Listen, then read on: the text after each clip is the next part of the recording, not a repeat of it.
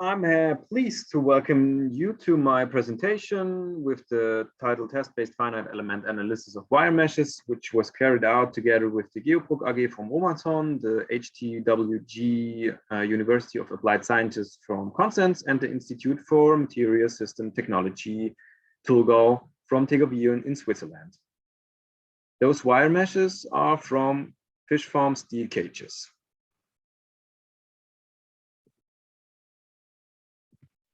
The outline is as follows: introduction, object of investigation, data acquisition, simulation, setup and results, and a short conclusion.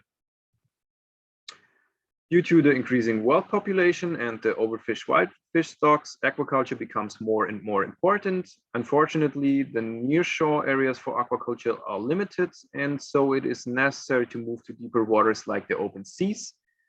However, the environmental conditions there are more severe, and therefore there are high mechanical stresses, which in turn lead to wire breaks, and this then leads to fish escaping.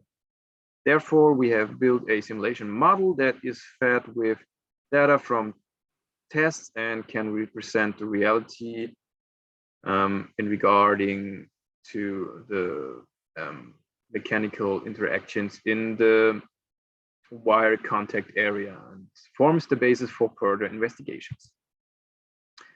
The object of investigation is a very small part. As you can see, here is a fish farm, and here is a part of it. And at the end, there is the one link, which is the object of investigation of the laboratory tests and the simulation.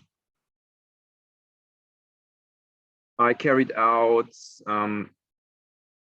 quasi-static tensile tests with two machines on a straight wire and the one link, and the results are, as you can see here, the 0.2% yield strength, the ultimate tensile strength, the Young's modulus, for the one link, very important, the average braking force of 4.33 kilonewtons, and the displacement in the y direction of 2.8 millimeters.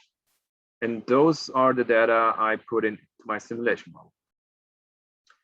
The observations, while the data acquisition is like the recurring failure pattern, and it is a off-center breakage phenomenon with 4 breakage points, like here, here, here, and here.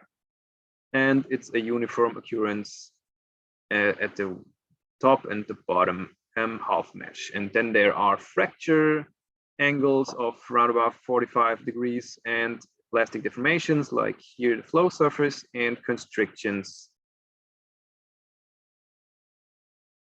The data acquisition fatigue test setup is like you can see here. Here's the specimen, here's the load cell to get the information about the force and some balance weights. And here the reciprocating motion is carried out by a pneumatic cylinder.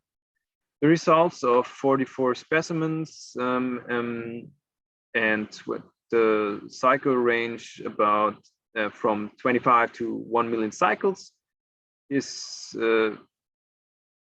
here in the design willow line point cloud. It's a point cloud because we need much more data to get a better picture. And the trend is slightly downward, very low negative slope coefficient K. And there are no signs for fatigue. As you can see in the pictures of the SME, there is a transcrystalline honeycomb fracture. It's a force fracture. There are no rest lines and no fatigue, and it was more like a sudden break. For the simulation, we need a CAD model, and as you can see here, it consists of the upper clamping device and the lower clamping device and the one link in the middle. The schematic picture is here for the boundary conditions. At the bottom, the clamping jaws just can turn around the z-axis, and at the top, the clamping jaws can turn around the z-axis and carry out the y-axis displacement.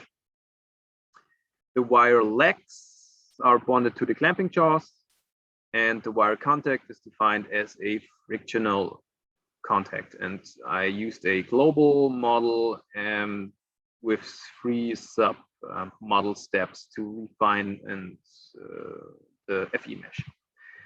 And what directly can be seen is that the mesh angle remains constant, the banding radius gets pointier, the displacement difference is like nearly the same. It's a slightly difference, about 0.4 millimeters. The measuring point is at the lower upper half mesh, lower point here, and the plastic deformation is just a half of the real deformation, like the reduction of the diameter of the wire.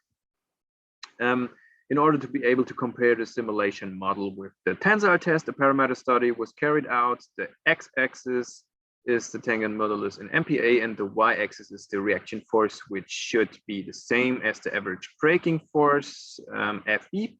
So the result is that the tangent modulus have to be around 70,000 MPa to reach a reaction force which is equal to the braking force, which counts circa 4.33 kilonewton.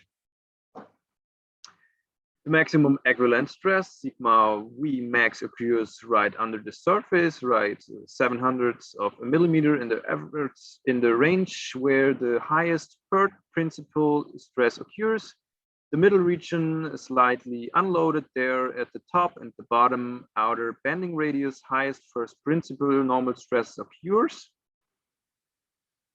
This matches to the constriction phenomenon in this area. It would be expected that with the small stress difference to the max stress, constriction form everywhere, but as we saw, this is not the case. The difference between the max equivalent stress and average maximum value is sufficient to suppress the phenomenon of constriction.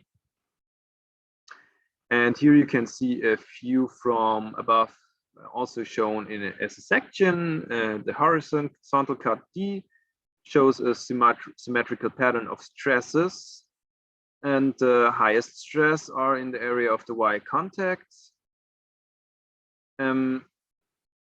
where the wires stick together. Here the orange, like red parts. You can see the oval shape of the wire contact at the edge of the maximum stresses, and there are also the highest contact pressures in these regions. And this picture matches with the 4 areas where the wires break during the quasi-static tensile test. And to conclude all this information, it was possible to reproduce the quasi-static tensile test, and the resulting braking force could be achieved by adjusting the tangent modulus. Reasonable stress values are obtained whereby the maximum values are exactly at the notch transitions in the wire contact area. And this also fits with the observations made during the tensile test and the closer examination of the broken and intact wires. The bending radius tapers in the tensile test, and so does the wire in the simulation model. Plastic deformation does form the wire contact area, but it is not as pronounced as in the tensile tests. For the following projects, we try to concentrate on the following points, like the specification of the friction model, more complex material models, and other failure theories, and last but not least, the better usable fatigue data.